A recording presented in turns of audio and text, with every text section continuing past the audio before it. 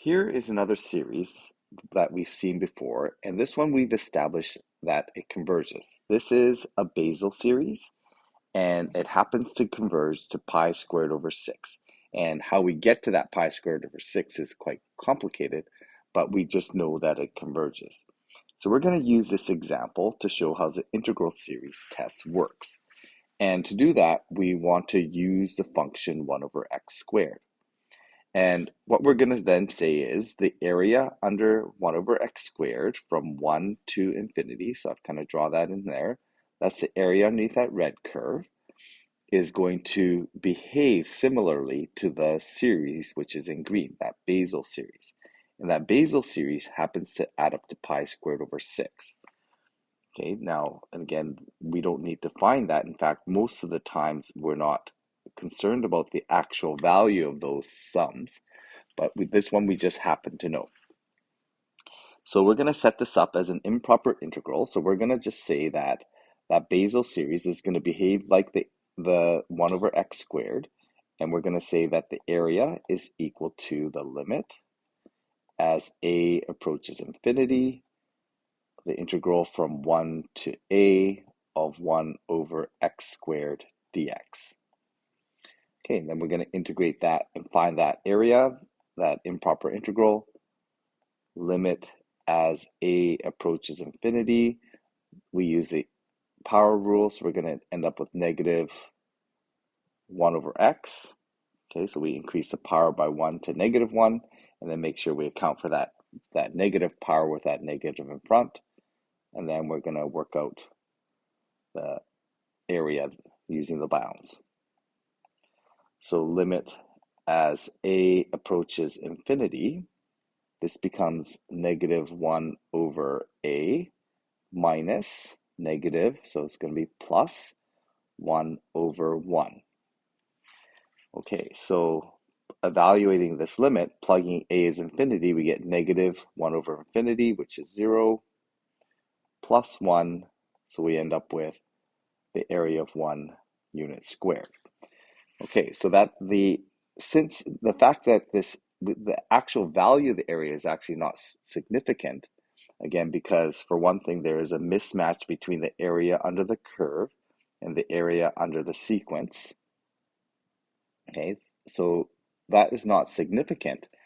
And the fact that it is a finite value just means that it is convergent. So this is convergent because of that finite value. And then we're going to make the conclusion. Therefore, using that test, we know that the sum of 1 over n squared from 1 n equals 1 to infinity is also convergent. Okay, we're not making any claim about the actual sum. We're just making claims about convergence and divergence using this integral series test. So this is another one where we can check out. This is e to the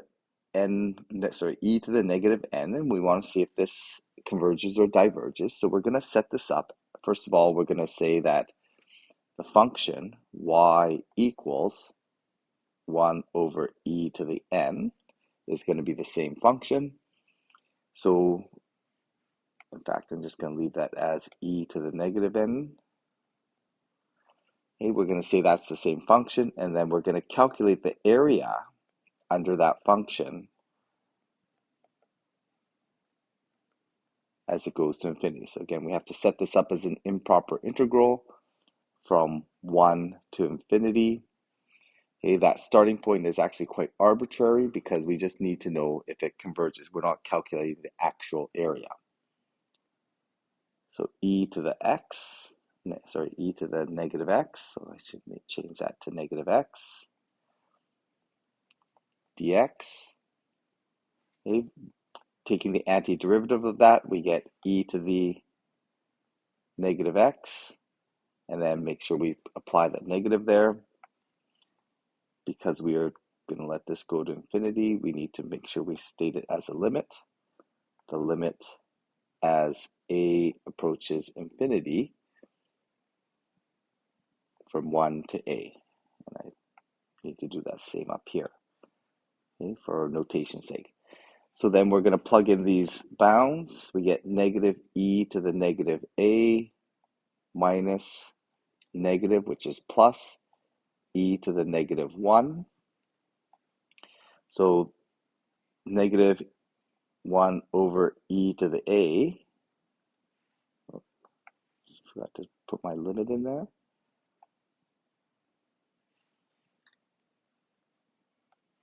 So we get the limit as a approaches infinity.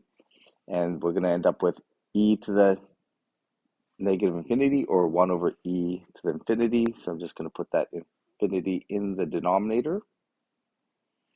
That's going to be equal to 0 plus 1 over e. Okay, so that's going to be 0 plus 1 over e. This is equal to 1 over e. And again, the value 1 over e is not significant. We know that the integral converges. Therefore, we make the conclusion that the sum of that infinite series also converges.